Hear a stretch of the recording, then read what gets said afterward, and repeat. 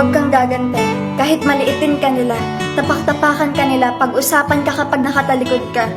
Pagtawanan ka, huwag na huwag kang gagante kahit sobrang sakit na. Kasi yung king natin, si Jesus, hinuli, hinatulan, binugbog, pinahirapan pero kahit konti, hindi siya nagreklamo. Hindi niya naisipang maghigante. Isaiah 53:7, siya ay binugbog at pinahirapan, ngunit di tumutol kahit kamunti man. Wow! Hanggang kamatayan, pagmamahal pa rin yung ipinakita at ipiniramdam niya sa ating mga tao. Alam niya kung ano yung pinagdadaanan mo, kung ano yung nararamdaman mo dahil bago mo pa maranasan yan, naranasan na niya.